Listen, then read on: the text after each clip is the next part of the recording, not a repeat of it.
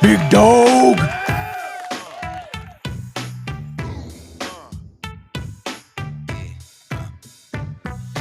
What up, everybody? Welcome to Coffee Hour. My name is Paul Abernathy, and if it looks like my glasses are about to fall off my face, it's because that's the best position I can get them in, so I can even see the damn screen.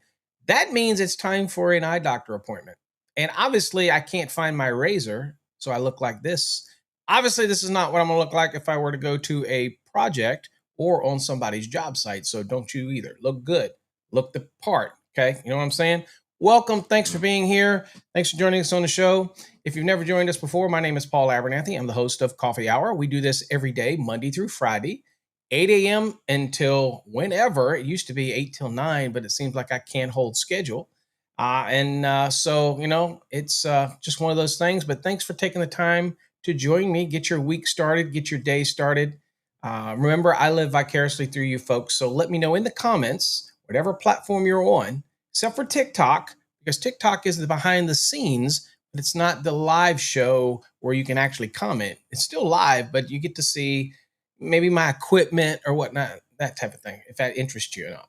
But thanks for joining me. Today, we are going to be continuing our journey into the different wiring methods. And today, we're going to be talking about power and control cable, type TC. Very popular cable assembly, often misunderstood, looks very much like an SE cable, has different applications. But at the end of the day, it's very popular. And I actually have a patent on one of the special unique types of tray cable that's actually SER as well. So it's a hybrid cable. So this is a topic I like to talk about, tray cable. And also, there's certain applications that many people think that it looks like SER, that it can be installed like SER, and if you're not familiar with SER, that's service entrance round. That's typically what you would have after your service disconnect to, let's say, a remote distribution panel. So, or you can run it to a piece of equipment that requires 4 conductors, that type of thing. But remember, we're going to be talking about all that type of stuff today.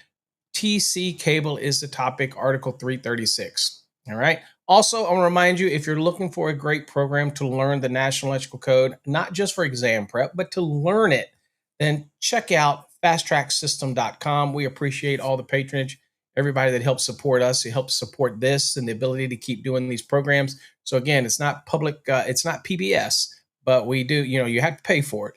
But we do appreciate everything you do. Also, don't forget, and we're going to look at it towards the end of the show. I want to give you a navigational look at Fast Tracks 2 because I get a lot of people that say, what are all these freaking features? And I'd like to look at it.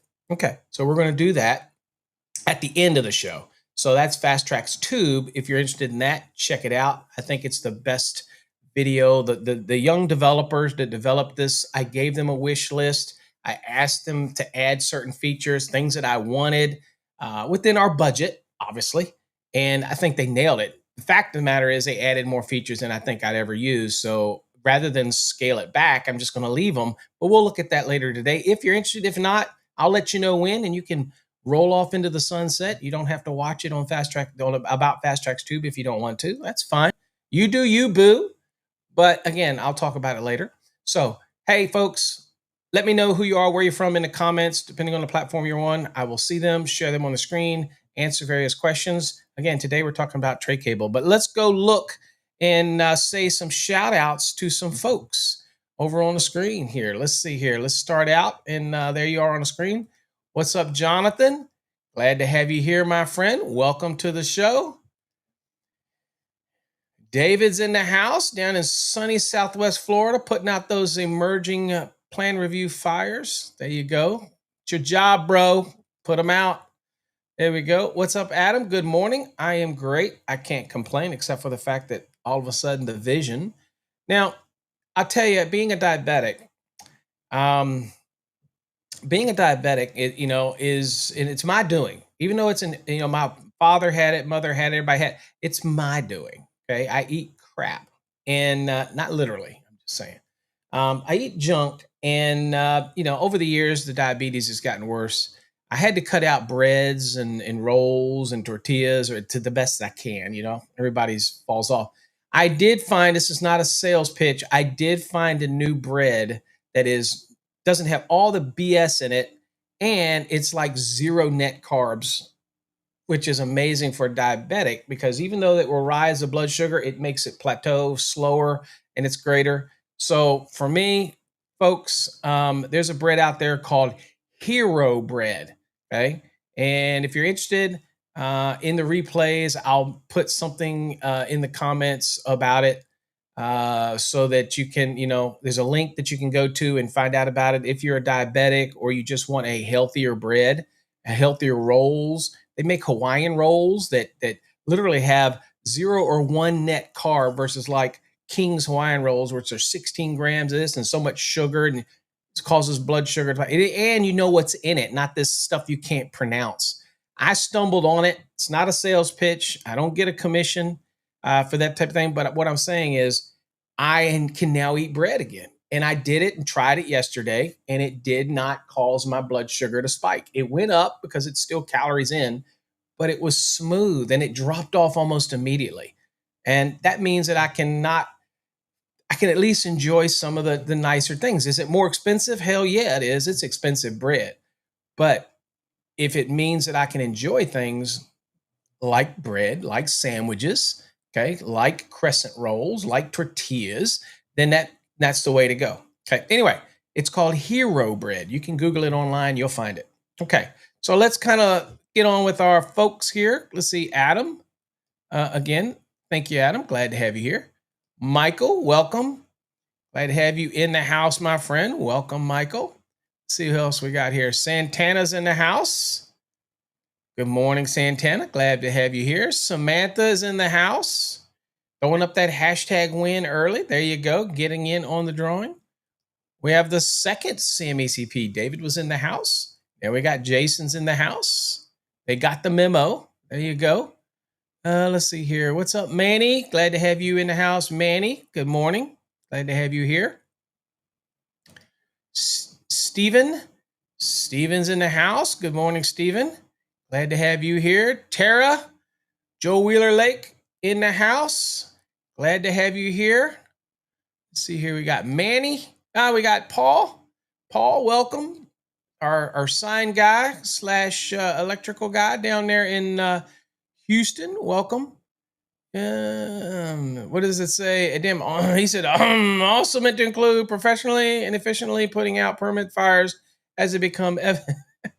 Absolutely. Absolutely. What's up, Ski Addle, Skididdly Doo? Welcome. Glad to have you here. Rob Melting Toast is in the house. Good morning. Glad we could be here to share some knowledge. You wake up one morning and I'm not here, and then you're like, what happened? Where'd Paul go? Good morning, Peter. Glad to have you here.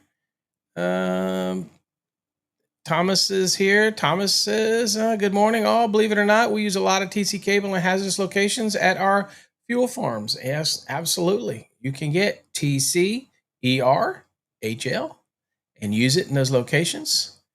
Let's see, Michael. High octane black coffee this morning. Not me. I got to put so much crap in my coffee. I try to be a little healthy. I use Splenda, which we'll all find out eventually Splenda is what'll kill us all. And then I put in some half and half. So it might spike my blood sugar, but not so bad. What's up, David?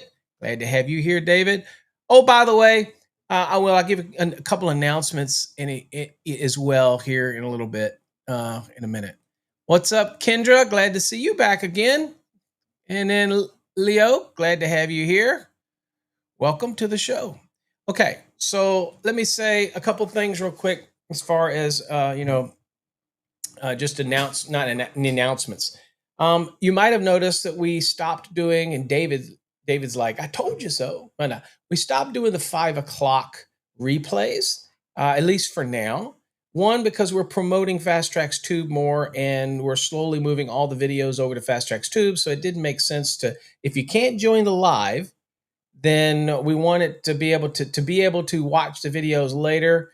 Then you need to go over and watch them on Fast Tracks Tube. Now, we haven't finished the final phase. The first phase was to get rid of the replays. We haven't now turned them off on all of our social platforms whereas we do this live and then it shows on all these other platforms and then it stays there. We haven't gone through the effort. That's going to be a manual thing.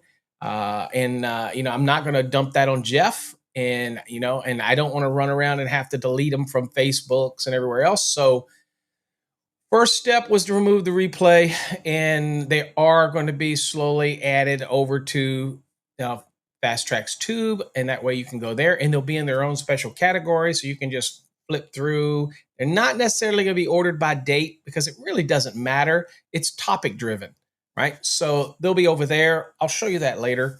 But you still are going to be able to watch them on other social platforms if you want to watch them. Okay, that's okay too, until they're removed, right? Now, the one benefit is when we do when we put them over on the Fast Tracks Tube, it will remove all of the intro stuff where we're doing the shout outs and all that kind of stuff. It will remove all that part of it.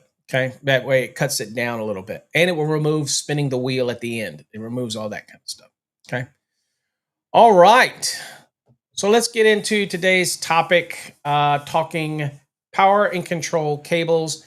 Don't have any fancy graphics for you today. We're going to be purely using Link, and I'm going to give you my experience. So I'm going to have to paint a visual picture mentally for you as we talk about the various products. Now, I could go and show you a sample of tray cable, but the easiest way I can tell you, a tray cable looks just like SER.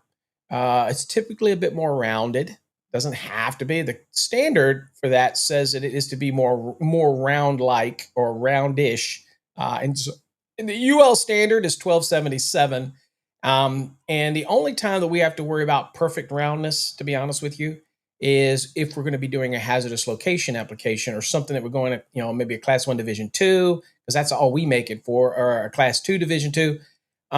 Then we want that roundness so it works well with the ceiling fittings, connectors that go into the boxes and things like that, so that we don't have any gases that can transmit or propagate. So the rounder, obviously, the better. Now, some of the manufacturers say they make fittings that can accommodate a bit of non-rounded or a bit of a diamond shaped, or not dramatic, but their fittings can compensate for that. The big goal for most manufacturers that make a tray cable that is a standard tray cable is we pretty much use the same machines that make SER. Okay. And we'll talk about that construction so you know the significant differences and how they're to be used.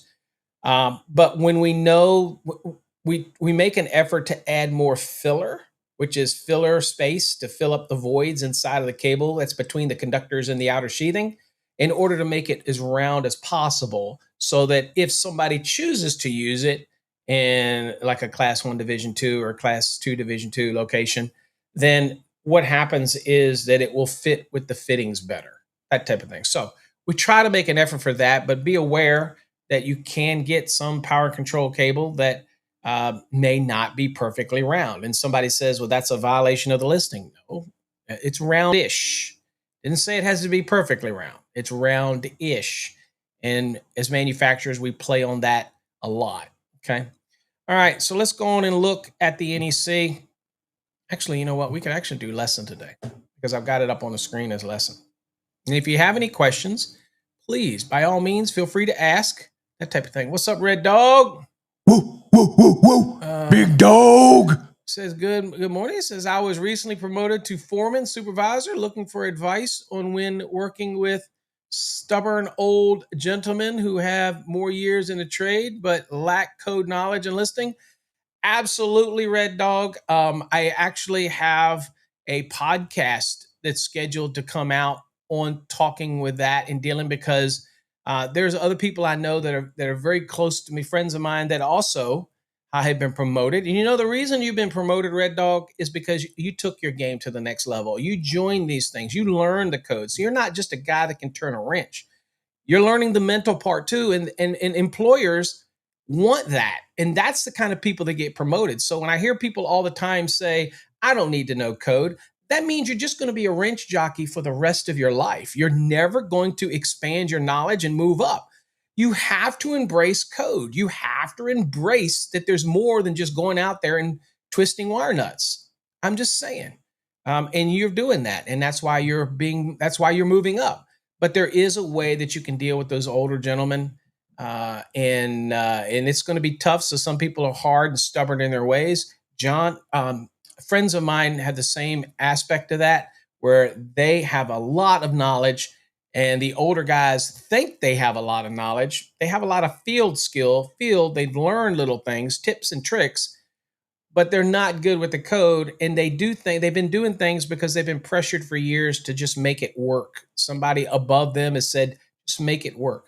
So you have to make sure that we bust that mentality. And, as you move up into a foreman supervisor role, you're going to be able to be the one that realizes, are these older guys the way they are because of management pushing it and saying, look, I get it, just get it done. And so they've been pressured to make things work, or is there really a learning thing here? And so in that podcast, I actually going to talk about when the supervisors have to communicate with the owners or the lead management and understand, what is our mission? Okay. Do we want it done right? Do we want it done fast? Again, you can't have it done fast and cheap and still be good. Okay. There is a balance, and we'll talk about that in a podcast. By the way, that's a shameless plug for our podcasts, Master the NEC podcast, as well as Let's Ask Paul podcasts, which you can get from our mobile app or anywhere else. You can get them all. You can listen on all your favorite platforms. But we have a couple of those dropping here in the next day or so. So you're going to make sure you check those out. I don't know if that episode's dropping, Red Dog, Carlos, but it is coming. So be aware of that. We will talk about that topic and give advice. Okay. All right. Anywho, let's see. Yeah, congratulations, Red Dog. It is always amazing. So there you go. Give some shout out, some love. Give some love, everybody. Red Dog moving up because he's a mover and a shaker. Let's go. All right, so we're going to be talking about Article 336, power and control cables, type TC. The one thing we always do, remember this is in multiple parts, 3 parts. You've got your general, you got your installation, and then, of course, you have your construction, okay? And again, ask questions because, again, you can't use tray cable everywhere, right? And in some uses of tray cable, it may seem like it's unnecessary. Why would I do this? Because you're putting like a wiring method in another wiring method. But that's just how the code is, okay? So we'll talk about all that. Now, the scope. We always have to understand what the scope is. This article covers the use, installation, and construction specifications for power and control cable called type TC cable. Again, UL 1277, as I said earlier. And I can probably tell you just about everything you want to know about tray cables. So if you have asked questions, please feel free to ask. If I don't know, I will find it for you, as always. All right, listing. Obviously, as a manufacturer, we produce TC cable. Encore Wire and Prismium produce a wide variety of tray cables. Okay. And so there is a tray cable for every typical application, whether it's hazardous locations, Class 1 Division 2, Class 2 Division 2, or there is a need or use. We create the hybrid cable, for example, that is not only TC cable, but it's also SCR cable, so it matches both of them. Nobody else makes that. But the point is, there's a lot of manufacturers that make tray cable. They all have to be listed, okay? They all have to be evaluated by a third party. So a lot of people get that confused too. What does that mean when it says that, when we evaluation? So with all wiring methods, including tray cable, a manufacturer is first on an honor system.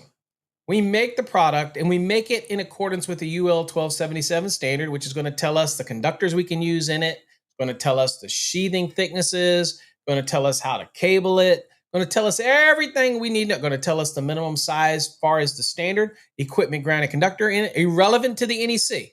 Irrelevant to the NEC. We, as a manufacturer, we have to build it to the UL ANSI standard, okay? So we make it. Our engineers, our design folks, we design it, we engineer it. We have these multi-million-dollar machines that make it. And after it's made, it has to be, in order to get that listing, it has to be evaluated by a third party. Now, some of the big confusion out there with wiring methods as well, like in TC cable, is that you have to use UL. As much as they're going to hate me saying this, you do not have to use UL for that third party. I can use ETL, I can use FM, I can use CSA. There's many different ones that are listed in OSHA that say which are the approved NRTLs. NRTL is Nationally Recognized Testing Laboratory. The problem is you have to make sure that the third party or the NRTL actually does evaluations for that listing. Not all of them do. ETL, Intertek, pretty much does most of the same stuff that UL does. So you have a choice out there. Most of us go with UL. It's the big name. Everybody thinks that UL is the only one, but it's not. And that's a misconception. Now, the initial standard that we have to make it to is called an ANSI UL standard. But once it's done, then it has to be evaluated by the third party, and you have your choice. Okay? So for inspectors out there who may see ETL on something or Intertek or whatever and say, well, that's not a UL mark, I'm not accepting it. That is wrong. Okay? As long as it is an approved third-party NRTL by OSHA, then it's okay for them. Now, some come and go, so you got to be careful. You got some old wiring out there that comes and go. But I can promise you, if you find some old wire somewhere and it's got an old mark and they're no longer an NRTL, you can still use it because it was compliant at the time that it got marked. You can still use it. Just because they've lost their mark or chose not to renew it doesn't make the fact that that wire that was sitting there, that was already produced, it was already evaluated, that you can't use it. Okay, I'm just saying. But again, you'll see manufacturers that'll put out different, get their listings from different third parties. It's okay. Okay, inspectors out there, it's all right. Intertech is fine. ETL, fine. Okay. All right. Let's get back to the lesson. All right. So that's your listing. Now, that's very quick, right? It's part one is just like 2 tray cable. So now we come to part 3. This is the meat and potatoes. This is the installation part. Use is permitted. Where can you use TC cable? And I'll tell you, I am a big fan of tray cable. I tried to get things changed so that you could use tray cable anywhere that you could use SER. And people say, well, why would you do that? We have SER. Because typically tray cable has a thicker sheathing, okay? And because of that thicker sheathing, it's less prone to damage during the install. So if you have a rougher install, then you want to use this, this TC cable or rougher install. But the problem with it is the standard or the code does not allow you to run tray cable like an SER, even though it has the exact same inners. Okay. The sheathing is twice as thick as SER. Typically, SER is 30 mils.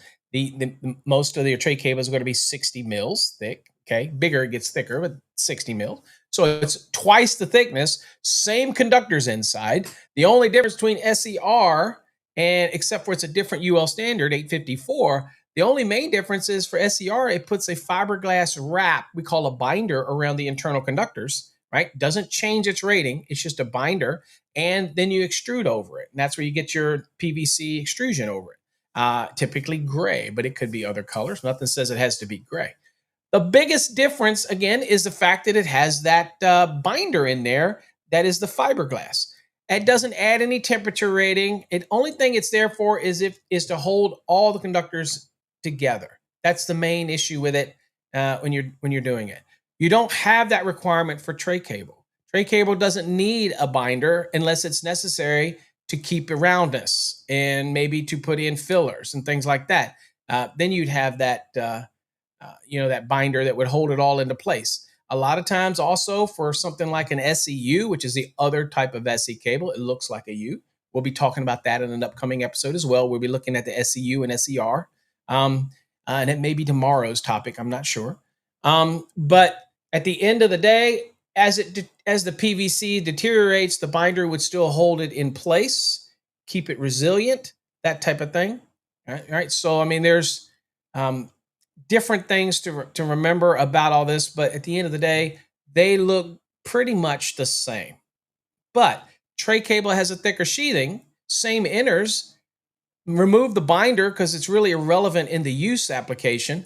Why can't I run tray cable everywhere that I can run SER cable in a building? Why can't I just run it and strap it by itself, which you can't do with tray cable? But, and I learned years ago it was less about, and the reason I came up with the hybrid TC SER was because I was sitting in a meeting with our competitors for NEMA, and we were all in the room, and we were trying to discuss, let's offer more use for this tray cable so electricians can have more options. And I met strong opposition from other manufacturers that don't make tray cable, and they felt that it would impinge on their MC cable. To me, that's a violation of what we're here for, right? Because you're protecting your interest. But it happened. And so I got ticked off, by the way. And the whole thing, I got ticked off about it because I think that tray cable has uses where it can expand. It's much more robust. Yes, it'll compete with the SER, but it's a choice. You want more robust, you go with the TC. So anyway, that's when I came up with the hybrid. And it wasn't because to be novel. It was because I was pissed off at my competitors. And I said, how do I come up with a way to circumvent them and get around the limitations with tray cable? And that's what I came up with, a hybrid cable. And it is listed product and it's available. So it can go above grade, run it like SER, and then the moment it goes outside, runs down the side of a building like SER, and then it hits the ground, and now it becomes tray cable. I think it's incredible. I do not know why Prysmian and Encore Wire do not push it more, because I think electricians would eat it up. because it makes for a great transition from in one building to another building without having to do a transition. But again, I am not in that position to make those decisions, but that's the story behind it. Okay, so use is permitted. Where can I use TC cable? Okay, so it shall be permitted in the following locations. It can be for power, lighting, control, and signal. And obviously, we make tray cable that's designed for power. We have those that are designed to have power and control inside or a signaling inside of it. Those type of things. You see this a lot of times with a tray cable that is specifically made for a generator application where it may be tray cable, and we have some allowances to be able to do this. And you're going to see this in a shortly. If it's made of a certain construction, in other words, it's got power conductors and it's got control and signal. I think that's a stupid rule, but anyway, that's the way it is.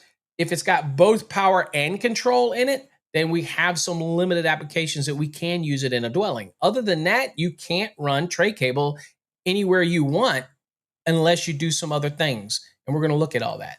But can I use it for power? Well, that would be a no-brainer, right? And then it says lighting, absolutely, and control and signal.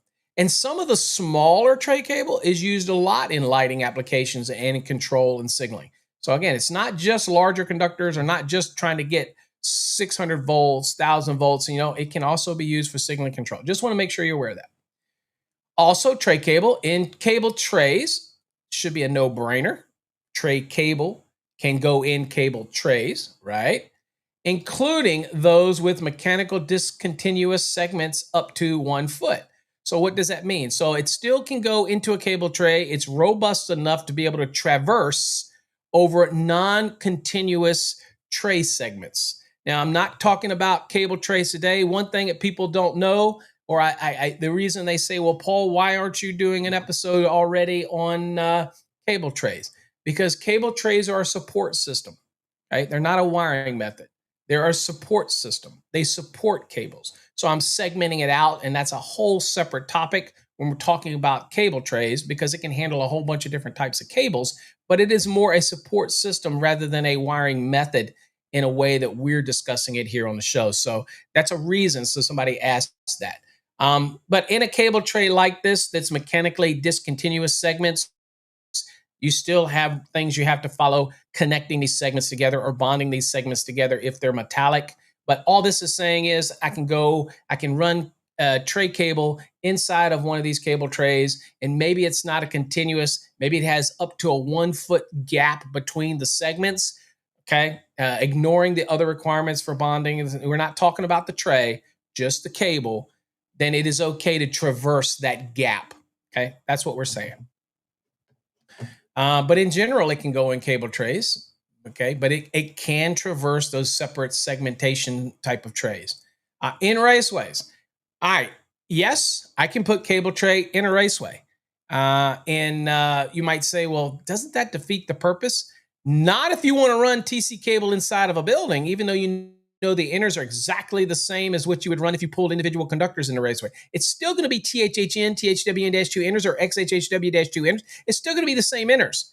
It's just the way it's written. And again, this is also manufacturers pushing back and saying this is for industrial or heavy commercial applications. And I'm like, no, it's damn SER on steroids. It should not be limited, but it is. So here you go. You can put it in raceways. So that would be running it in a raceway. Remember, if you run it in a raceway, then you have raceway fill if it's a continuous run from box to box. Okay, you still have to follow Chapter 9, Table 1. You got to follow the fill rules. Since it's a cable, it would be 53%. So you want to look at Note 9 of Chapter 9, Table 1. These are little things to make mental notes of. Okay, all right, so there you go. Next is outdoor locations supported by a messenger. So 390, you got, I can't remember, it's 398 or whatnot, or 399, no, 398 messengers. So you can hang it on a messenger, which is a support structure from building to building. And you can have this, you can have tray cables supported. Still have to meet your supporting and securing. You still have to, some companies make it already with a supporting strap built into it, right? But this is saying, you know what? If I want to run tray cable on a messenger from point A to point B, That's perfectly fine if you want to do that. And it might be a great alternative than to run single insulated conductors that are going to be exposed, right? Or something like that. This may, or rather than a PVC jacketed MC with the added weight, this might be a better option if you need to get something from one building to another, point A to point B. Then the code allows you to run it. Now you got to follow all the rules for Messenger as well, but this may be a good alternative for you to run it. Here you go. Class 1 circuits as permitted in Part 2 and 3 of Article 725. Okay. So we have Class 1 applications. So in there, you ought to be able to do that. And again, Class 1 is typically just like normal power circuits. I'm not sure if this is a mistake. Hold on. I'm going to look. Yes, this is a mistake in the code. We found a mistake in the code. I think because this is Class 2 and Class 3. Right? Because I'm going to say that because it didn't get corrected. It probably will get corrected because I'm going to say that here is Class 1 power circuits here, 724. Okay, and it might not be. Hold on here.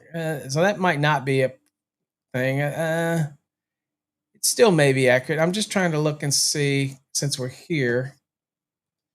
This 720 covers power limited. Just want to see, yeah. So there's been some jostling around in some of these. So yeah, so I don't know that is an accurate reference anymore because I don't know that. Yeah, I don't know that any of these. Most of these all are. Yeah, it should have been to I believe 724 where it should have been. That's all right. Doesn't matter. It's irrelevant to our discussion. But anyway, there's the reference. All right. So Class 1 circuits act very much just like power, if you will. Have a great day, Tom. Good luck. Enjoy your day. All right. So all right. So next is number 6. This is for you can use tray cable or non-power limited fire alarm circuits if conductors comply with the requirements of 760.49. So there is an application where I can use tray cable for a non-power limited, okay? And so application, as long as I follow the rules of 760.49, I can use tray cable for that application. Now, 7 says between a cable tray and the utilization equipment or devices provided all the following. So this is where you would come out of the tray or out of a cable tray and then transverse over and go down to a piece of equipment. So this is the ability for the cable to actually leave, okay? We might do that, Dan, on another episode. Well, we leave the tray and then go down to a piece of equipment, okay, or to a device, okay? All right, so here it says first, in order to be able to do that, right, the cable has to be type TCER, okay? All right, so exposed run, some people say extended run, really doesn't matter. We know the purpose. It means that it has to go through an additional evaluation in order to be able to traverse from some type of tray or cable tray, whether it's a ladder, solid bottom, whatever it is, over and get down to a piece of equipment. Okay, so it's got to be TCER. And in smaller conductors, a TCER is going to be, whether it gets a listing of TCER depends on the size of the conductors and whether or not an equipment grounding conductor is provided. Some of the smaller conductors that may be used for other applications may not get the moniker ER, but most of the products are going to have equipment grounding conductor in there. Most all of them you're going to see is a TCER for normal circuit applications, okay? If you find one that's just type TC that it's not ER, and they do make them, it cannot go out of the tray, okay? That type of thing. Or it could be in a raceway, or it could be on a messenger, yada, yada, yada. But in order to go between a cable tray to a piece of equipment, like leave the tray, come out of the tray and go down, because you might have a tray that all these cables are running in, and then you got a piece of equipment here. You're like, oops, stop right here. This circuit goes to this piece of equipment. It's got to get out of the tray down to it. All right, well, that's fine as long as it's 1, TCER, okay? 2, the cables installed in industrial establishments. That's a key. Also, to remember. This allowance to leave that tray, it has to be an industrial establishment. And we'll see that a lot, for example, when we go look at 392 at some point and we see, can you have single insulated conductors in a cable tray like THHN, XHHW-2, all that kind of stuff? Yes, you can, but only in an industrial establishment, not anywhere else that you just want to put conductors in it. It's got to be an industrial establishment. Well, here it's saying, you know what? You can leave the tray. Doesn't say that you can't put a cable tray in any environment. You can put cable trays in residence if you want. The problem here, it says, look, if you're putting a tray cable in a cable tray and you want to leave that cable tray, it's got to be ER, but it also has to be, all of this has to take place in what's called an industrial establishment. That is not a defined term. That is typically going to be up to people like David, who's going to look at reviews and say that this is an industrial establishment. The design professional will say it's an industrial establishment. A Walmart is not an industrial establishment. Okay, it doesn't mean I can't have the cable tray in a Walmart with a tray cable in it. This is talking about leaving the tray and going to a piece of equipment. Then it has to be industrial establishment. In other words, it needs to stay in the tray. Okay. Now it says the cable is installed in industrial establishments. Again, you electrician not going to make that decision. It needs to be made. The decision needs to be made by the AHJ, the design professional, or whoever. And you'll bring this up if you have an application where you have to leave the tray. You'll say, okay, does this qualify as an industrial establishment? And if it does, then you leave the tray. It says, and where the conditions of maintenance and supervision ensure that only qualified persons service the installation. So that typically means in order to do this, it also has to be an industrial establishment, which also has a staff that monitor, that repair things, that do routine maintenance. This is not a place where it doesn't have any of that and it just calls in somebody to come in and just fix something when something breaks down. That does not qualify that as maintenance and supervision. Okay? That is a continuous thing where you have a staff on site, people that will do maintenance and supervision, that type of thing.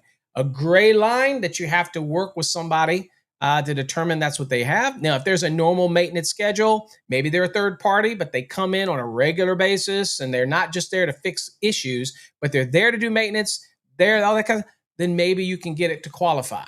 But again, all those type of things, okay? Qualified persons. That means that I do not want somebody working on tray cables in a cable tray that aren't familiar with tray cables in a cable tray. That's a qualified person. Okay? Just because I have a master's license and you go out and you want to do a PV installation, because your license allows you to do it, does not make you a qualified person. You have to have some knowledge, take some training, do something to make you a qualified person. You just don't become a qualified person because you hold a license. Okay, that's an important thing to remember.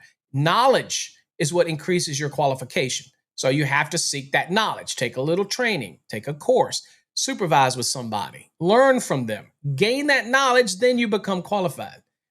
And you can agree to disagree. That's my position and I will maintain it. Now C, it says the cable is continuously supported and protected against physical damage using mechanical protections such as struts, angles, or channels. Okay, so this is a situation where once the cable comes out, it needs to be continuously supported all the way down to wherever it's terminating. Okay, so the cable is continuously supported and protected. If it's in a location that's subject to physical damage, again, no defined term. Code doesn't say what physical damage is. You have to make that decision. I can tell you right now, if it's above a piece of equipment, it's coming down, it's in the free, it's kind of in the air, nothing's going to damage it. It's fine. Okay. But people say, well, it's sitting out there. If a wheel axe murderer comes in and starts wheeling his axe, it could be damaged. Come on, people. Common sense. Let's go. Next, it says the cable complies with the crush and impact requirements of MC cable. So it still has to be evaluated and it's still got to follow the same crush and impact of an armored type of cable. MC, metal clad, whether it's steel or aluminum, they both have the same crush and impact. So it's got to meet all that as well. So think about that. That's a non-metallic product with a thicker sheathing that has to meet the same crush and impact of an equivalent sized MC cable that has an armor. It still has to meet the same. Right? So that's important. So we know that this TCER, now, obviously, y'all know MC cable is not something that is for subject to physical damage either. Okay. But neither is this. But it's already telling you it doesn't matter. I still need to have a crush and impact test. Okay. And it has to be marked with TCER on it. So, okay. It says the cable is secured at intervals not exceeding 6 feet. So you're securing this cable at intervals not exceeding 6 feet. Again, this is for this requirement, okay? To be able to go from the tray to equipment, has to be secured at intervals not exceeding 6 feet, okay? It's got to be continually supported, right, as it leaves the tray, okay? Now, this one, it says equipment grounding. Here you go. It says equipment grounding for the utilization equipment, that is whatever it's being supplied, okay, the equipment that's being supplied, is provided by an equipment grounding conductor within the cable. Okay.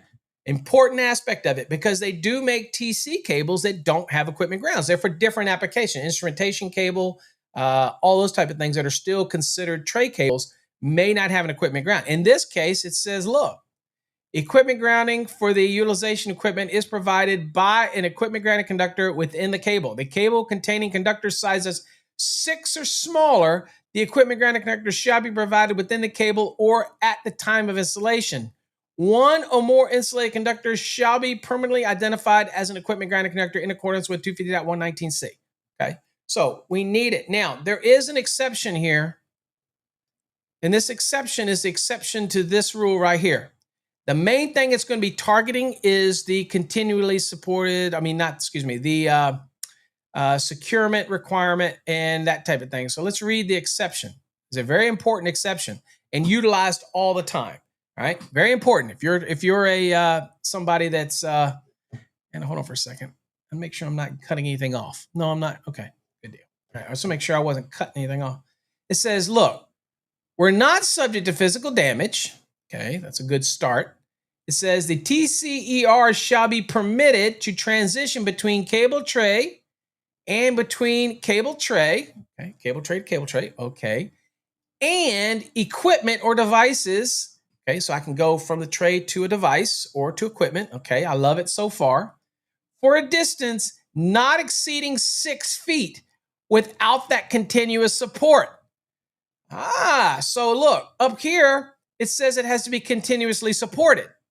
That means when you leave that tray all the way down to the equipment, that means I'd have to run that strut, that angle iron, that whatever, in order to secure it to it every 6 feet, right? And it has to be, that support mechanism has to be continuous. But engineers love to use this. If you're just popping off to a piece of equipment, it says, okay, that's fine. As long as it's what? Doesn't exceed 6 feet and it's supplying equipment, devices, that type of thing, okay? Now, it says the cable shall be mechanically supported where exiting the cable tray to ensure that the minimum bending radius is not exceeded. Okay, so as it's leaving the tray, you're going to support it as it leaves the tray. Okay, that way it can't be bit. You know, it's basically guiding it to the point where it leaves it, and usually it's just going to drop straight to whatever piece of equipment that you're needing. But this exception is extremely important because this exception is saying, you know what, you have to continually support it. But you know what, I'll let you go up to 6 feet as long as you're leaving that tray. It's TCER, so it has that extra rating. It met that crush and impact. So got a little bit more, a little something, something.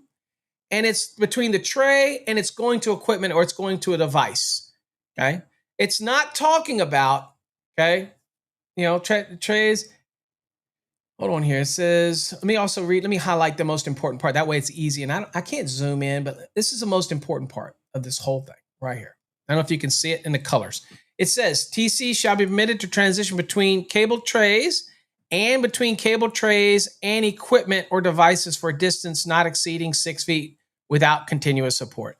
So the general rule is have to have the support. If the exception applies, I'm going to allow you to go up to 6 feet. Okay. But it has to be TCER. Remember, they do make TC that is not ER. Okay, so be careful. All right, number 8, type TC cables shall be resistant to moisture and corrosive agents or installed in wet locations. It usually is. And this is another thing that I've tried to teach people through the years, other educators, people on code panels. TCER typically has a PVC extrusion. It's very resistant to chemicals and corrosive effects. It's extruded, so it's an impervious coating. It doesn't necessarily have to be thermoplastic. We've also done it in thermoset, like a thermal setting cross-linking product. It just depends on the customer and the application and what you're trying to achieve. But the reality is, it is very moisture resistant and it is very corrosive resistant in its own nature of the construction of the product. Now, that doesn't mean that it is that way for every chemical in the world. Okay, so if you're running something like this in a location and you have some engineer or somebody says this is very highly corrosive, then reach out to the manufacturer of the chemical and see if it's detrimental to a certain type of material. You can call the manufacturer wire and cable, but typically manufacturers of wire and cable don't test their products to all those corrosive effects. We just don't have the ability to do that in our labs. We don't know what all corrosive chemicals, we just don't know it. So we're usually going to push back into you and somebody else got to make that decision. But typical applications where you're going to run tray cable, you're not going to run into those. Now, outdoors, wet location is a corrosive condition. In underground, corrosive condition. Can it be run underground? Where you're going to see it in a minute. Absolutely, if it's marked as such or identified as such.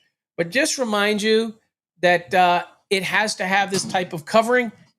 It already does, especially if you're going to use it in a corrosive environment. It's either a marked DB or it's going to have some other marking on it, but that type of thing. But PVC, which is a thermoplastic, and a thermal setting, a cross-link polyethylene type of sheathing, very resistant to chemicals and moisture. Okay, in case you didn't know. All right, so there you go. And this is pretty much, I'll be honest with you, this is going to be taken care of by the manufacturers unless you're going to be installing it in some weird ass location where there's going to be using some specialized chemicals in some lab or something like that. Then it may need to do a little more research on it. But I can tell you, tray cable is very robust.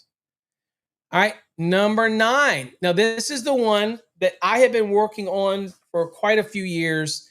Cannot get code panels to budge. They don't, some of them just don't. Code panel 6, I know why they're not, why they didn't expand this, because it hurts their market share. Look, I said it. Take me to jail. They don't, let me show you why. So this is when you can use tray cable outside of a raceway, not on a messenger, not direct bear, when you just want to use it like an SER. And without getting the hybrid like I have, if you just want to use it and run it and strap it, and here's the application. For 1 and 2 family dwelling units, okay? So your single family dwelling, okay, or your duplex, 2 family dwellings, it says type TCERJP, and I'll explain this JP in a minute. Containing conductors for both. Now, here's where I got a problem. It says for both power control circuits shall be permitted for branch circuits and feeders. So this is typically with the tray cable that you see used for like generator applications where it has the control and the power in the same cable, makes it nice and neat and tidy installation. The problem with this is, why the hell does it have to have the control circuits in there? Why can't I run power conductors in a 1 and 2 family? Because again, it is basically more robust than an SER, and it's the same conductors inside of it.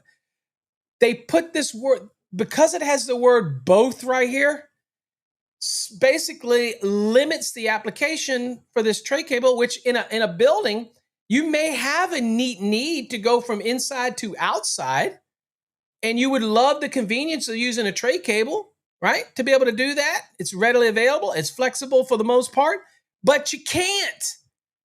You can't unless it's got both power conductors, okay? Your 600 volt conductors, that type, and it has to have the signal conductors in order to be able to use it in a 1 and 2 family dwelling. Stupidest crap I've ever heard in my life. It's stupid. All right, enough of that. It says type TCERJP cable used on the interior wiring shall be installed per the requirements of Part 2 of Article 334. So you install it like a non-metallic sheath cable. Easy peasy. Okay. Where it's used on the exterior of a building, you're going to use Part 2 of Article 340. Easy peasy. That's UFB. Okay. That type of thing. Now, let me talk about this JP. First of all, JP means joist pull.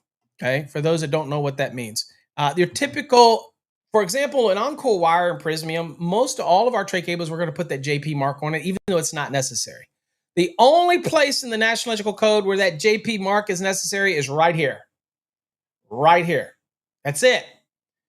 So that is because SER has to go through a joist pull test. NM cable, non-metallic sheet cable, has to go through a joist pull. So you pull it through a number of joists at certain angles, and it shows that it doesn't destroy the jacket. It's got to be designed to be able to pull through it. The reason that the JP is here is because you're using this product as a typical non-metallic, or you're using it like an SER, or using it like an NM cable, that type of thing. So it has to pass the joist pull test, right? To be able to, or have that marking to use it in this application. Again, only for power and control and together. We put JP on all of our power cables too, the tray cable that are power only, just, black, red, blue, whatever. We don't have to do that. And it's irrelevant to the listing. We put it on there because we know it will pass the joist pull. But the only place that matters when it comes to tray cable is right here. Any other time, those cables like SC cable, non-metallic sheet cable, they already have to, hold on for a second, folks. I need to keep TikTok alive. In other applications, you don't have to put JP on it because it's part of the listing. It's inherent to the listing. We have to test it anyway, so there's no reason to put the markings on anything. You get me? But when it comes to tray cable, if you're going to use it in this application inside a 1 and 2 family dwelling, and it has both power and control, which limits its use, by the way, then you have this situation where it's got to have that JP on it. We just mark all of ours, even though it's on power only cables, we still put the JP on it. Why? Because I've been trying for years to get this changed. So the thought was, here's a little secret.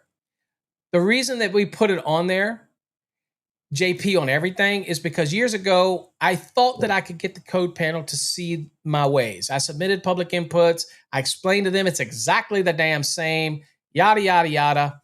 And they just know we have certain people, the same people who don't want to see it expanded happens to sit on those code panels, and they did not want to expand it. And most of them since retired, so I really haven't tried again to do this. But at the end of the day, what does it matter whether it's power control? Why can't I run tray cable through a building and structure and secure it just like I would an SER? Why? Give me some rationale. Send it to me. Go to paulabernathy.com and send me a comment if you are smarter than me. I don't know why. It works the same. And I know the truth because I made the hybrid cable, and all we did on the hybrid cable is took a tray cable, put the fiberglass around it, and then double the insulation. So all we do is take an SER and just increase the thickness of the sheathing. That's all we do.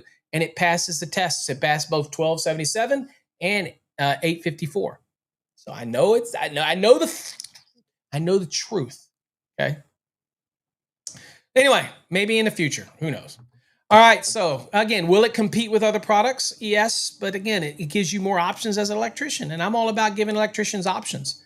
The exception here says we're used to connect a generator and associated equipment having terminal rated 75 degrees C or higher. The cable shall not be limited to ampacity by 334.80 and 340.80. Okay. So basically it's saying, look, you're not limited. So long story short, it says you're not limited to the 60-degree column like you would not for NM cable, that type of thing, right? So that's basically what it's saying, or UF cable. That's all this is saying. It says, hey, if you're doing it for these applications in generator and you have terminals that are rated 75, you know what? You're not going to be limited by that 60-degree stuff. That's all it's saying. Let's see here. Let's see. 10. All right, here you go. 10. Direct buried, we're identified for use. So again, the beautiful thing about tray cable is you can have a direct burial. You can drop it right in the earth, that type of thing. Yes, Michael, unfortunately, a lot of times there are companies. I am so blessed that Encore Wire is never, look, I'm not just saying this, guys. Let me be real. I'm not just saying this, and I'm not talking about other companies. All I can tell you is that I'm so blessed that when I go to panels and I do my work on these code panels, I have never once, and Prismium's never done it either yet, never once been pressured to push an agenda. I cannot say that for all manufacturers, even though, again, we need manufacturers. That's what spawns technology. I have never been charged with, hey, try to get the code changed so our product gets used more. That type of thing. Never, ever. And I mean that. I swear on my life, on my family's life. And you're not supposed to do that, but I do. I have never. Our previous CEO, Daniel Jones, would never expect me to do that. And Andrea, our current CEO, or Massimo, our current CEO in Europe, would never. I've never been pressured to do that. Then they know that I have influence in these panels and that I could do stuff like that or try. Never, ever have pushed me to do that. That says a lot. And I, I'm just saying. All right. So that's direct burial if it's marked as such. So that's the beautiful thing about being a tray cable hybrid, for example, like what we make at Encore and Prismium, is that hybrid has a direct burial marking, whereas normal SCR cannot go in the ground. It's above the ground product only. But a tray cable can go in the ground. So it's an easy transition, just magically transitions from SCR. Once it goes into the ground, now it's utilizing the tray cable listing. And when it comes out on the other side, it's back to SCR again. Beautiful thing, folks. All right, so there you go. You can use tray cable if it's direct buried, if it's marked as such. Number 11, hazardous locations were specifically permitted by other articles in the code. Obviously, 500, 501, 502, 503, that type of thing. You have some allowances. Number 12, I did submit this, and we got it in the code. For service entrants were identified for such use in marked type TCER. Here's the funny part, folks. You ready? The only tray cable out there that is identified for such use would be my patent, because the SCR marking is on the tray cable. It's already on there. Nobody else can do that. It'd be a violation of our patent. Now, why we haven't capitalized on that, why we haven't marketed that all over the country, I am not into marketing. I don't do that. I don't have nothing to do with that. But to me, that is in the code. Did I get it that way? No. This was put in by a situation where it went in and said, do we want to be able to use it as service conductors? Yeah. But of course, you got to have the marking like SCR, SCU. You got to have the identification. It is for use as service entrance conductors. So the only one, technically, it's a byproduct. We didn't even know this was going to happen. But by creating the hybrid, you do create a TC cable that actually has service that can be used as service entrance. Why? Because it has SCR marked right on the side of it. Nobody else has that. It's incredible. It just happened like that. So anyway, cool stuff. All right. Use is not permitted. TC cable installed where it would be exposed to physical damage. That's other reason why it says it can be in a raceway unless you have to protect it. Okay. Now this is important. Look, it says installed outside of a raceway or cable tray system, except as permitted in 336.10.4. Right here on a messenger. So what does that mean, folks? That means that TCER tray cable cannot be run like an SCR. It can't be run on the wall. If it goes out and running outside, even if TCER is direct burial rated and it comes up out of the ground and runs down the side of the wall, that would be a violation, because it cannot be installed outside of a raceway or outside of a cable tray system, except on a messenger, right? Just saying. And then it says we're exposed to direct sun rays, could be in an open top cable tray, that type of thing. It has to be marked as that. So it'll have a UV marking on it, that type of thing. Okay. So again, important to understand this type of thing. That doesn't prohibit it from being direct buried, but it does prevent it to be used outside of a raceway or cable tray except installed in Messenger. So again, where can I install TC-ER? In a raceway? On a Messenger? Direct buried because it doesn't prohibit it, right? And obviously in a cable tray. Limited. Why? Why? All right, enough of that. It is what it is. It is what it is. We follow the code. All right, next, bending radiuses. Again, you've heard me talk about the different bending radiuses. You also have a requirement to maintain a bending radius is here as well. It says bends and tight TC cable shall be made so that not to damage the cable. Just don't bend it tight. And most of the times that's typically impossible to do. But again, be careful. For a tight TC cable without metal sheathing, okay, the minimum bending radius shall be as follows. So this is without metal sheathing, okay? Right? So, because we'll have a rule down here for metal sheathing. This is a normal non-metallic tray cable. Normal, everyday, buy off the shelf tray cable with insulated conductors inside of it and then an extruded sheathing on top of it, usually 60 mils or more, okay? So, minimum bending radius. Cannot bend tighter than this. 4 times the overall diameter of the cable. If it is 1 inch or less in diameter, that's the cable. Remember, folks, my golden rule. Y'all know my rule, right? My golden rule. I can already hear y'all saying it in your mind. Circumference of a circle, diameter of a cable across it or a circle is across, and then radius is from the center out. So basically, when we have a rule like this, it's like taking something that's the diameter, like a ball, and then the radius is wrapping the cable or bending the cable around the ball, okay? So if it's a 2-inch radius, then it's going to be a 4-inch diameter ball. Get what I'm saying? Okay, y'all get it. And so you have to follow these rules to do that.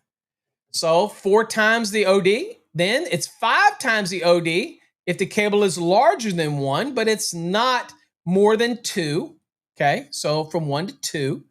And then 6 times the overall diameter of the cable is larger than 2. So we have 4 times for 1 and smaller. We have 5 times for 1 to 2. And then over 2. And sometimes people get this confusing, the wording. They think, well, it's 2. It's 6 times for 2. No, it's over 2. That it is 6 times. Now, TC cable with a metallic shielding, because you can get tray cable. Part of the construction in 1277 provides for you to have a metallic shielding over it. If that's the case, then it shall have a minimum bending radius of not less than 12 times the cable overall diameter. And that means that you're going to have a more gradual bend, because bending it any tighter than that could compromise the shielding and everything that's inside of this specially made TC cable with this metallic shielding. We don't want to damage it. Defeats the purpose, right? There's an overlapping requirement for shielding and all this kind of stuff. So we don't want to defeat the purpose. You'll know it when you buy the tray cable. You'll know which type you're buying. Chances are 99.9% of the time, you're going to buy just a standard non-metallic shielded, just a normal old tray cable, okay?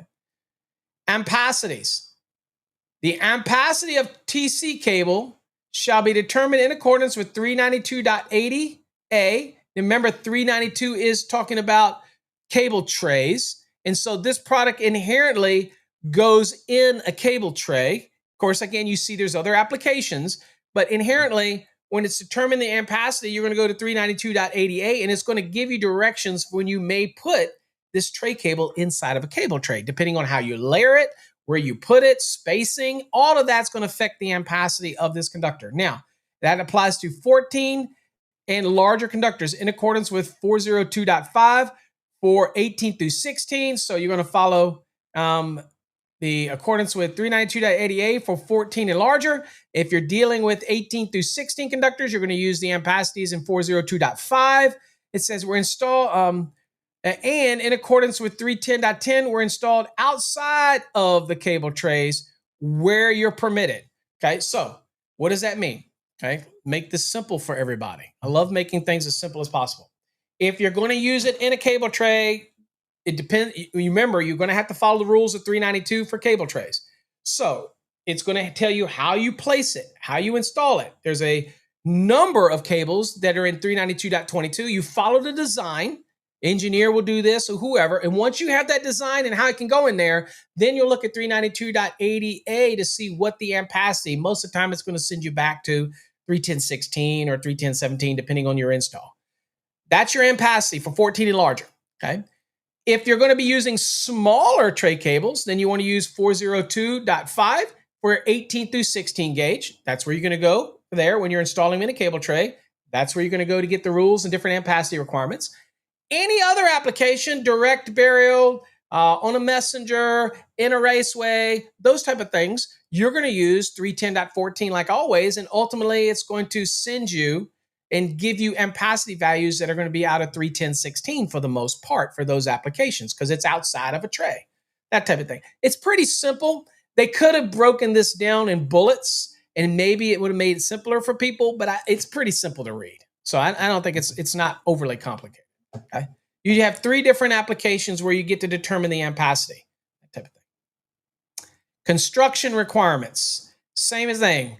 Construction, a metal sheathing or armor as defined in 330.316 shall not be permitted either under or over the non-metallic jacket. Okay. So this is for metallic sheathing or armor as defined in this. So again, this is just a application. It says the metallic sheathing shall be permitted over groups of conductors under the outer jacket or both. So it's just talking about a construction when we want to deal with something like a metallic shield or an armor.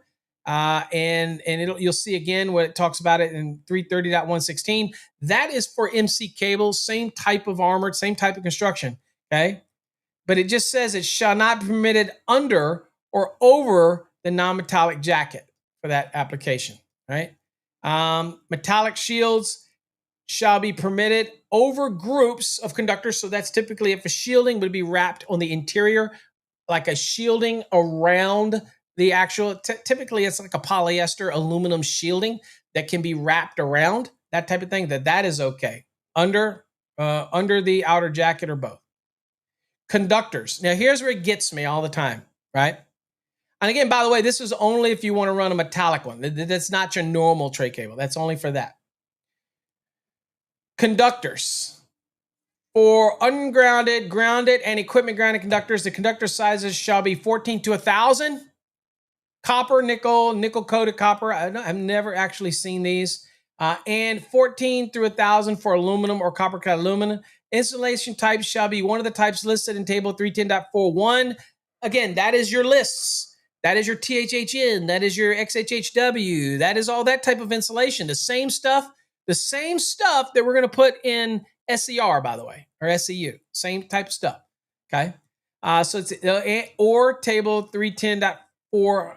Okay. So you'll have a table with the different lists. It says that is suitable for branch circuit and feeder or one that is identified for such use.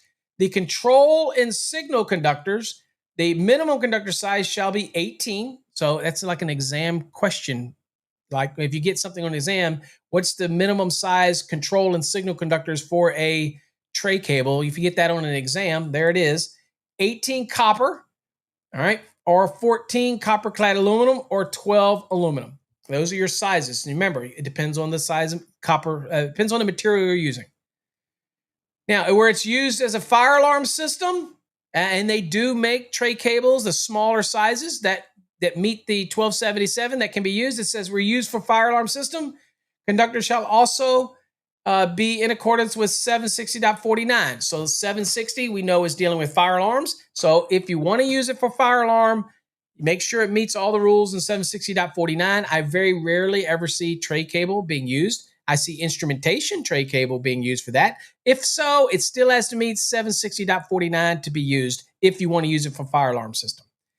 Thermocouple circuits, okay? A lot of times thermocoupling, taking temperature readings and things like that. It says conductors of type TC cable used for thermocouple circuits in accordance with part 3 of article 724, so they got that right, shall also be permitted to be any of the materials used for thermocouple extension wire. Okay, whatever is okay for thermocouple extension wire is going to be okay for this application as well. And typically standard insulation types will apply. Class 1 circuit conductors, insulated conductors of 18 through 16 shall also be in accordance with 724. You did get the number changed here. They didn't earlier, right? They didn't earlier, but they got it right now. 724.49. Okay, so you see where they made a little bit of an error earlier when they referenced 725, but that's okay. Ain't no big deal. Jackets. The outer jacket shall be flame retardant, just like SER, non-metallic material. There you go.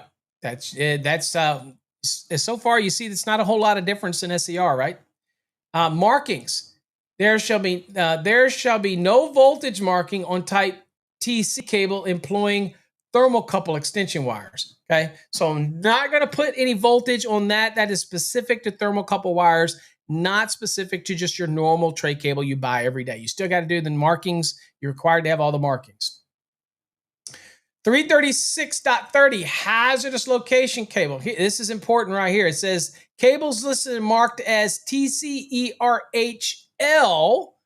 okay, shall comply with the following. The overall non-metallic jacket shall be suitable for the environment. It's a hazardous location. It's got to be suitable for that. I will tell you, most of the TC cables can handle a wide variety of environments because that PVC or that thermoplastic or thermal set is very resistant to corrosion.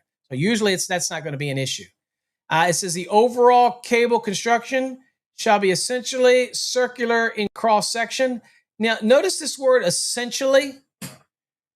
It's essentially a circle. So any deviation in that, you might get a piece and you're going to do it in a hazardous location and it doesn't look perfectly round.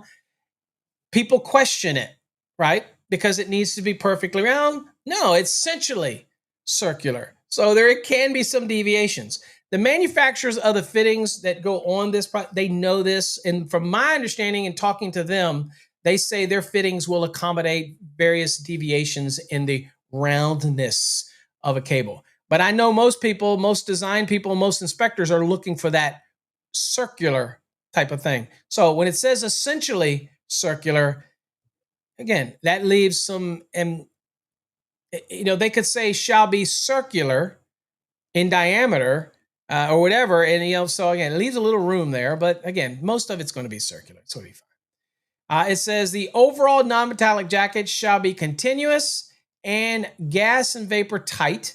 Okay. Most of that type stuff with the tray cable is, but it still means you're going to have a seal off most of the time if you're in a hazardous locations built into the connector at the end. It says for construction greater than 1 inch in diameter.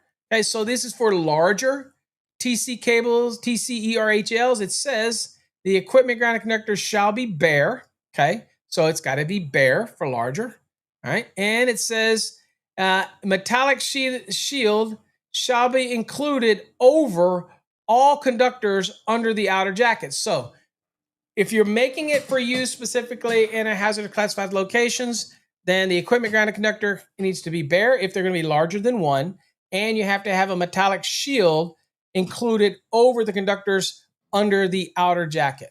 Okay. So just under the outer sheathing, have to have that. Okay. If you want to mark it as TCERHL.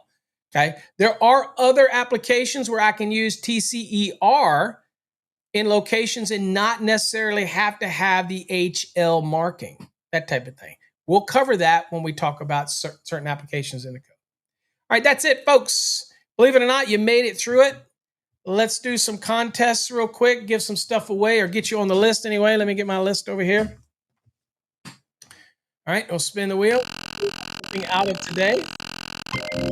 You didn't? I'm sorry. You didn't get anything out of today, or you're still more confused than when you started?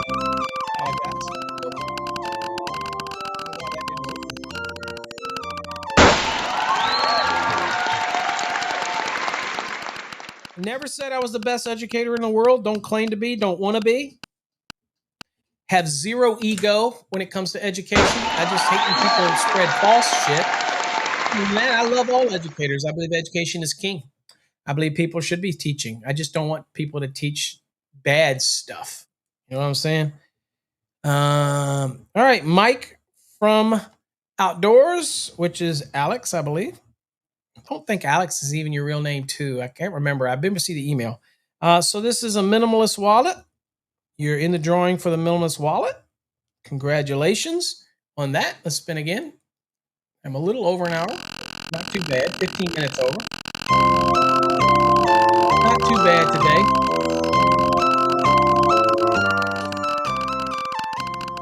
Good morning, John. Glad to have you here.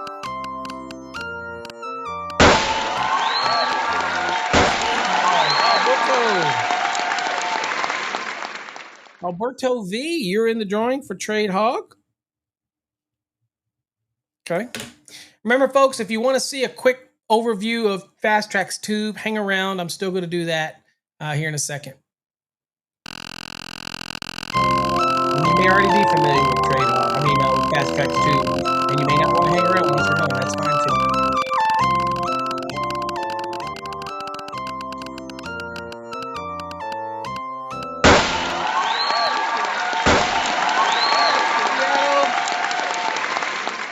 Now, also remember, folks, and this came up the other day. Somebody said that they won a Fast Tracks Tube multiple times. We don't stack them. You can get one. So if you won a Fast Tracks Tube and we extended it out 12 months, remember, if you were a member of Fast Tracks Tube for 3 months, you're not going to get a year at the end of your year. This is not how it works. If you win it here, it gets a freebie, okay? If you were 6 months in and you win a subscription to Fast Tracks Tube, essentially from that day that we renew it, you'll get another year. So you really got 6 months. You may have paid for a year, so you're essentially getting 6 months free. Okay, I want people to be very clear on that. We're not going to go to the end of your year and then tap another year on it. You get 12 months. You get it extended from when you win it. Okay, so if you just purchased Fast Tracks Tube yesterday and you win a free subscription to Fast Tracks Tube today, then essentially you're going to get 1 day free. Okay, that's how it works. I know people don't like that, but that's how it works. Okay, all right. It's a freebie anyway. So, I mean, what do you think? All right, Seattle. Again, also I remind people, if you've won something and you've already won it before, if you've already won a Fast Tracks Tube extension, and people say, well, I don't want that, spin again. Well, if you win it 6 months from now, we'll extend it. We'll keep extending from that day. That's how it works. That's why you can win it over and over again if you want it. Okay, but they don't stack. In other words, you can't get a year and then we go to the end of that year and add another year. Go to the end of that year now, so you can end up getting 3 years. That's not how it works. That would be unrealistic, folks. You know what I'm saying? Okay.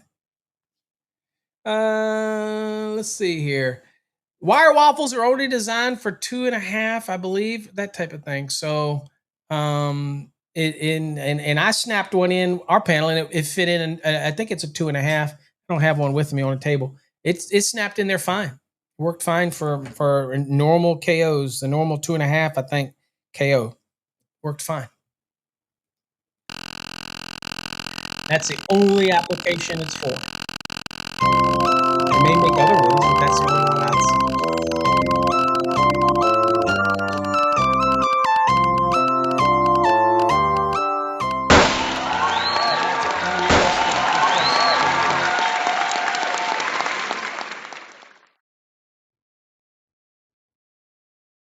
Now, it will, if you scroll down the screen, the video will, and I'll show that in a second when I go look at it. All right, so Corbin, you're in the drawing for our custom slates. They are available. This one just happens to be Power Wheel, but we have the Electrician, Master, and Journeyman. They're all available over on our website, but you're in the drawing for a custom slate. Just remember, the drawing will be on and about September 30th, on or about, okay? That type of scenario.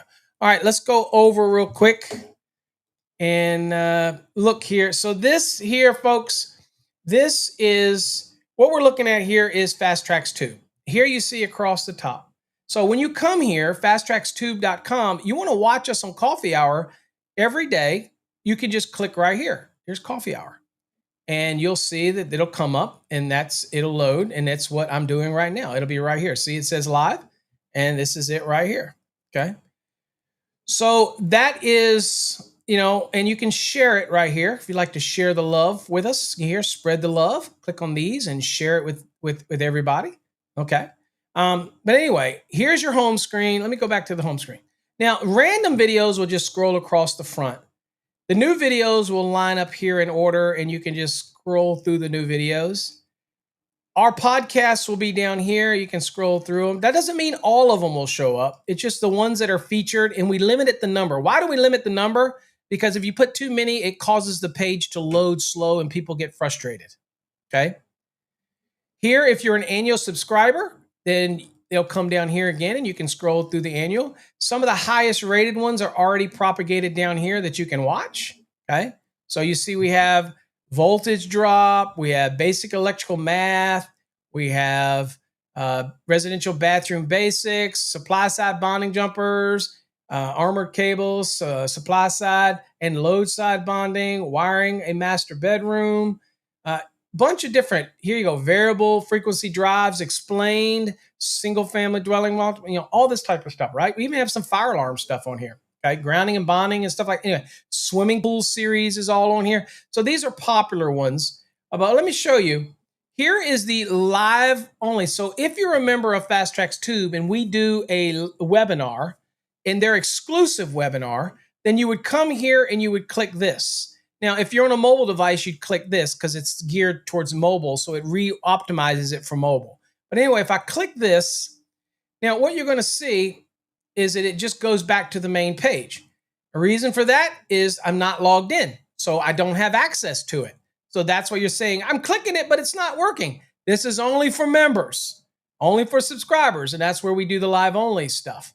Member plan. When you hear me talking about member plan, you click on member plan, and that is where you can log in if you want, or you choose your plan. And when you win one for free, you choose the free membership plan.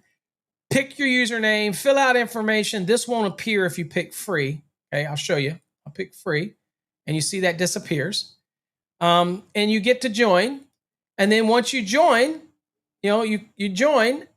If you do the free plan, then you just email us and let us know, or go to winner@fasttracksystem.com and let us know that you did it, and we will elevate you and give you your 12 months if you win it for free on the drawing.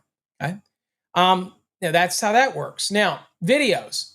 So under the video tab, you'll see all videos, which just will give you every video we've got, or the new ones that are starting to load up is the interactive video. If I click on that, this is the one that asks you questions while you're watching the video.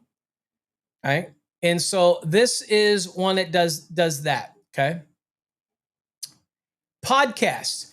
You can literally listen to every podcast right here, even the ones that aren't part of Fast Tracks Tube. So for example, if I wanted to click on Master the NEC podcast, I can listen there. Sparky Mafia podcast, exclusive podcasts, which are just the ones that are on this website. But let's just click Master the NEC podcast, by the way. Here we have a player that's installed, and you can literally scroll through every podcast. You want to learn what it's about? You click on this little thing right here, and it'll bring up if there's anything on it. That one doesn't have anything that's talking about it because it must be pretty generic. But if I click there, you see that it'll pop up a description, tell you what's in the podcast, that type of thing. They're all right here. You click this little button and you can listen to it right here. Not even charging you for this. This is free. We're giving it to you. Okay. Now, exclusive podcasts, special ones, you click exclusive right here. And these are the ones that we're going to be loading exclusively that are only going to be members access. Those are coming up. We're going to have some podcasts that are only available to subscribers, right? And they're going to be in here, okay? But right now, you can listen to all of them you want right here. Just you can click all podcasts, and here it'll show you everything that we have, okay? All right. Series. This one's important. As we progress, folks, as we build out this, and we create our own shows, our own networks, pulling things together, bringing on other people that want to have shows. Like, for example, if you want to have a show on our network, get with us, get with our team, get with Jeff, or talk to Darlene, whoever you want, whatever you want to do, even talk to me. If you have a show you want to do and you want to promote it here, we have all the abilities to monetize it, do everything so that you can make money through it, all this kind of stuff. But we created this thing called Series. And this is where we put things like coffee hour episodes. So it groups it in one nice, nifty location. This is unique to us. Okay. Now, I haven't even showed you the features, so please hang with me. so that you can get a better understanding, because I have to answer questions about this all the time. So over here, if you see where it says series, click on all series. There is the exam prep series. This is where you're going to see a lot more videos in the future that are exclusive for exam prep. Okay, they were not sharing them on YouTube. Right here. Also, where when we do more fast track system videos that are dedicated to specific lessons, they're going to be in here. Here you have coffee hour. That's what we're doing this morning.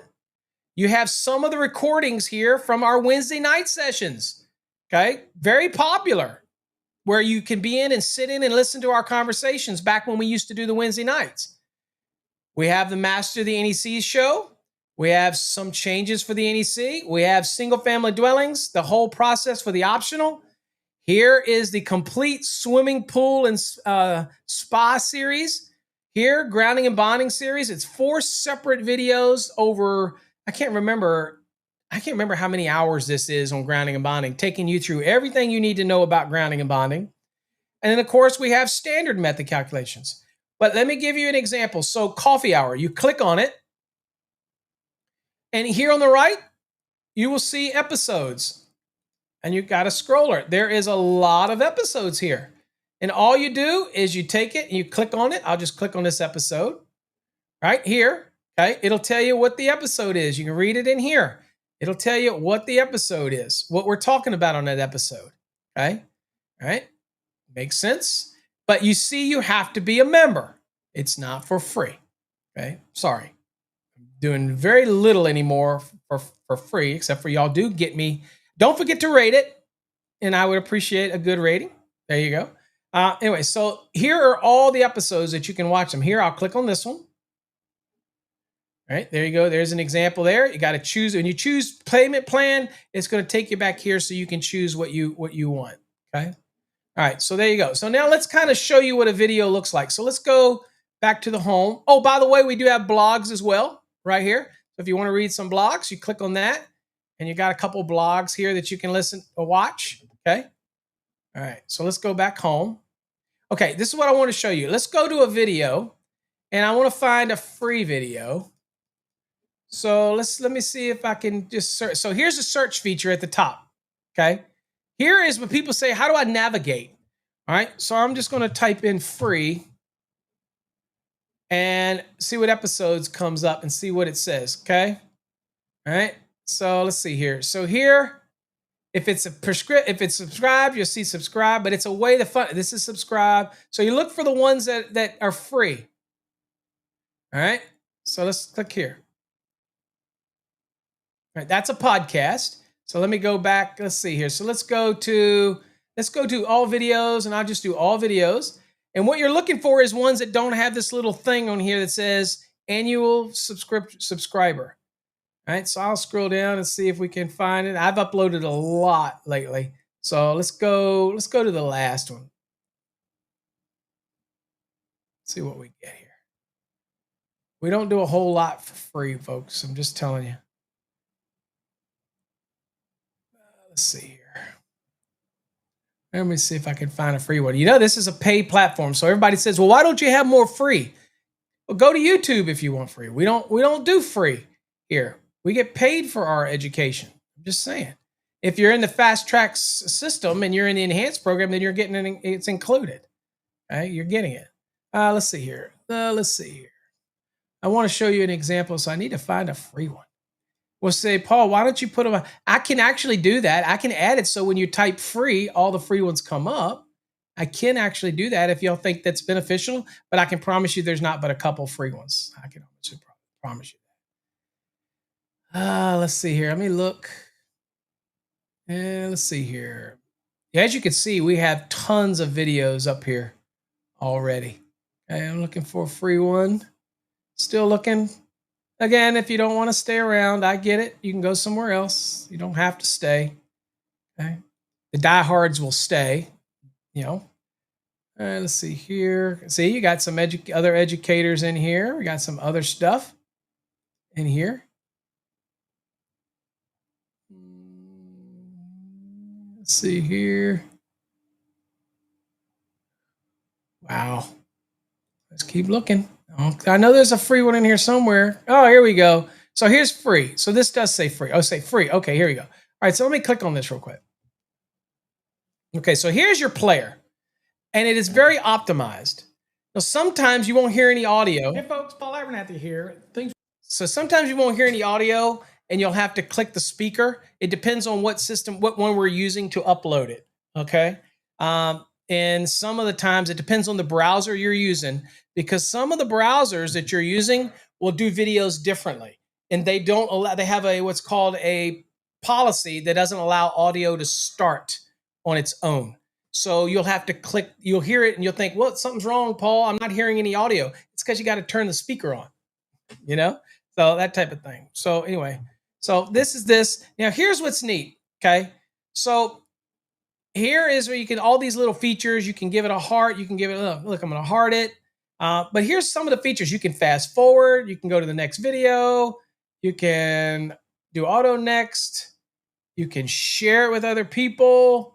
You got more over here where this right here is watch later. Add it to your watch later feature. Here, add to your playlist if you liked it. Okay, that type of thing. You can favorite it by picking the star. That type of thing. But one of the neat features here is this little light bulb. So if I'm on my device or something like that, and I'm looking at it from a desktop, and I can click this, and it will get rid of everything in the background. Okay, everything except for the video. If you want to speed forward, you have this little forward button here that'll push it forward 15 seconds. Okay, so it's a jump forward button right here. You want to go to full screen, you can click right here, go to full screen, that type of thing. Click play to start it.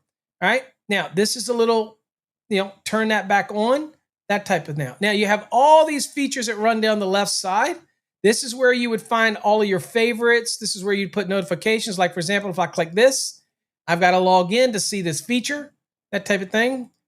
But you have all these abilities to be able to do this type of stuff right here. You can see which videos are trending. So you can see if there's anything new that's come out right here. Log in here. You can log in to hear your audibles, anything that you saved. So many freaking features here. All right. So I'm going to log in just so you can see some of the features. All right. I'm logged in. Right. And so over here, for example, if I click this heart. Hey folks, Paul Abernathy here. Oops, if I click this heart, it'll go to your profile. And if you have anything under here, subscriptions, it'll show it, right? So I'm here at the profile. My watch later list will be here. If somebody sends you a message, it'll be here under discussion. There's nothing here. There you go. I click discussion, and you can, I can leave a comment. I can post something for other people to read. I can see ratings. I click on ratings. You can see all the videos that you have rated. Okay. If you've given it 5 stars or whatnot, you can do your watch history right here. Now, anything that you marked for watch later, you can do it. So all of that's here. Trending. If I click trending, you can see which videos are trending. And it also shows you the user that's watching the most videos at any given time. Okay. So you can see that he's found certain videos in his playlist are very popular. And so, but here, trending, a lot of people like this calculations. It's 8 hours, by the way. So you can see what's trending. Play around with the features. You might be surprised what all you have here. Okay. And so that's just basically, and this is the big player, and this is just going to scroll random videos, that type of thing. Okay. And again, these are going to be new videos uploaded, so you can see what's brand new right away. But again, you can always go to the full list of videos right here. Now I'm going to go to the interactive video and show you that one real quick. So we're going to be doing more of these. Let me know in the comments if you would like to see a lot more interactive videos. Okay. So watch this. So I'm going to go to this one. This was a pilot program that we did, and there's a point system. Okay. And you can see how you stack up, right? In the point system. Here's some of the folks that have taken it. There you go. Some of the folks, it's 40. Look at that. Some of the people nailed this thing. Quint, Jenny, boom, nailed this sucker. Okay. So what you'll see is it says start. You click start. And you'll see questions. What is today's lessons about? Well, hello. What up, everybody? Paul Abernathy here. Obviously, I've already done it, so that's why it recognizes me, right? So you'll get a choice to choose what it is. If I choose something other than that, okay, then it'll be that. So I always leave the one at the end so you can see how it works. So then you go to the 10 minutes. one, and it'll jump to the next All right. portion of the video. So today we're going to be talking. Okay, I'll turn that off. I'll silence it. Okay. So it'll go through the video, and right after a certain portion of the video, it's going to ask you a question that you just learned, and you got to answer it right. Then you click down here. Okay, so here's what the code says. So you're in a clothes closet, and it says, all right, then you pick your answer. Clothes closet storage space. All right, so now I'm going to out from the living area towards the last one here. Okay, let me show you. So we've got that bone force that we have to worry about. All right, so that's what we got here. We've got our 6 inches right here. And here's our surface. We've got our 12 inches. Here's our 6 inches right here for the fluorescent. Off. Hold on. And here's these fluorescent. Sorry about that.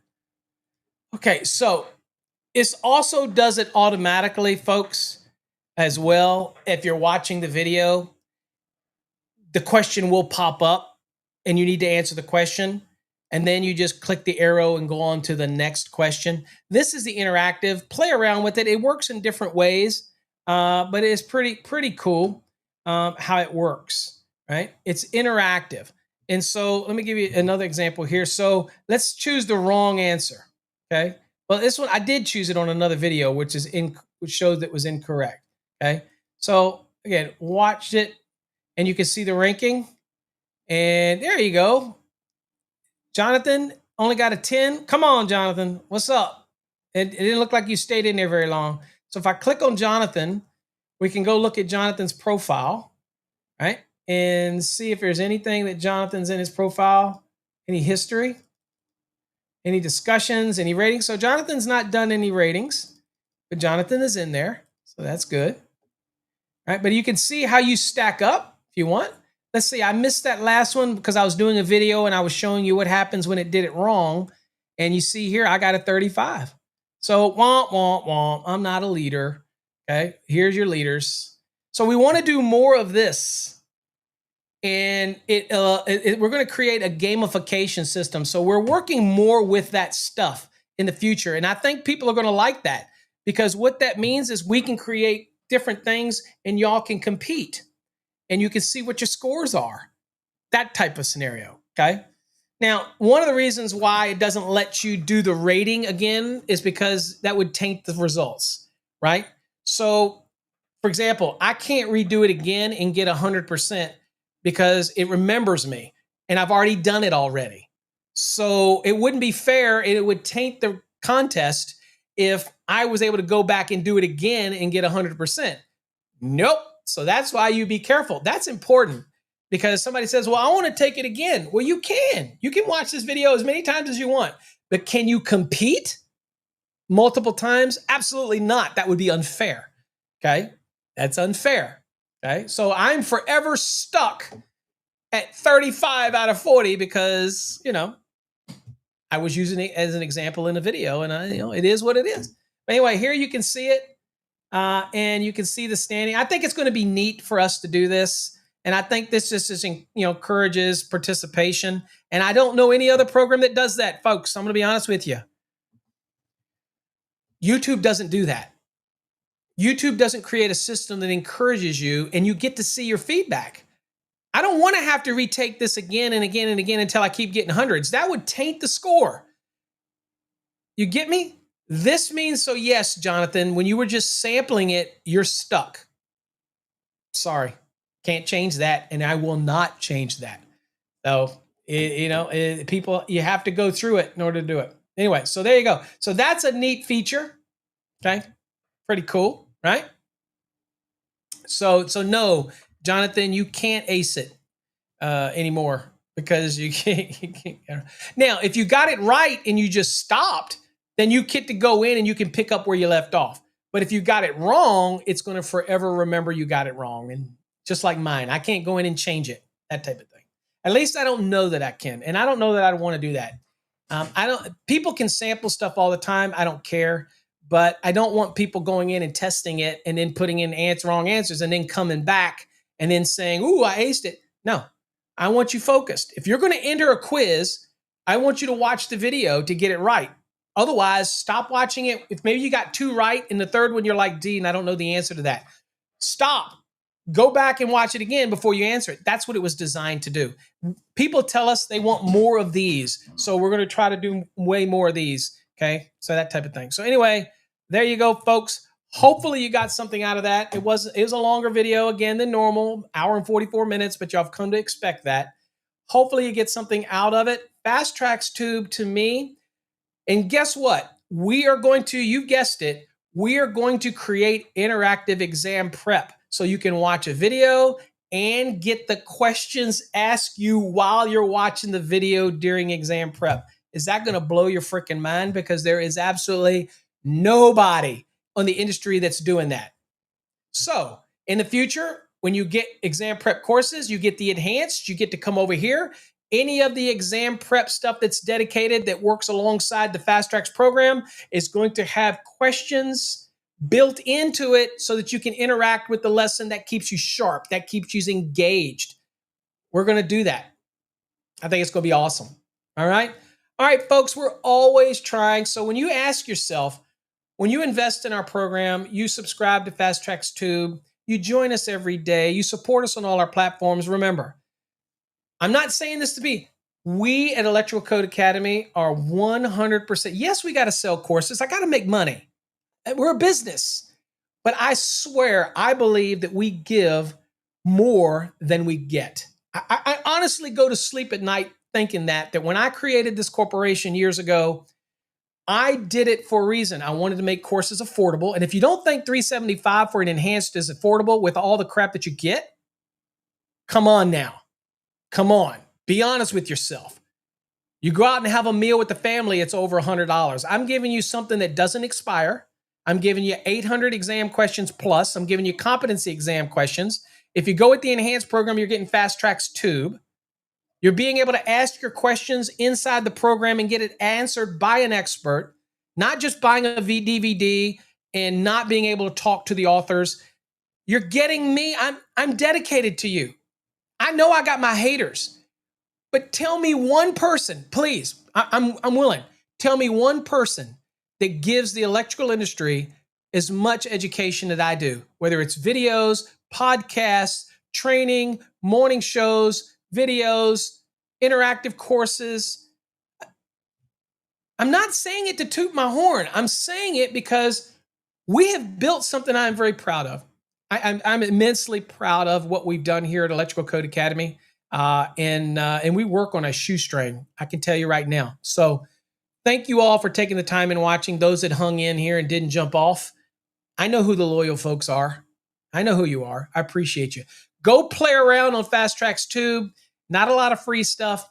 I get it. But go play around on it. Get a subscription. If you're in the Fast Tracks program and you're in the enhanced, do me a favor. Check it out. Look at it. Comment. Give 10 stars. Support the videos. You can comment on videos. Interact with other people. You can go look at their profiles. You can have discussions in their profiles. You can say, hey, what's up? Create your playlists. Do everything you can. All right. I appreciate you folks. Till next time, stay safe. God bless. We'll catch you on the next episode of Coffee Hour, which is tomorrow, which we're probably going to be doing service entrance cable. Till next time, stay safe. God bless.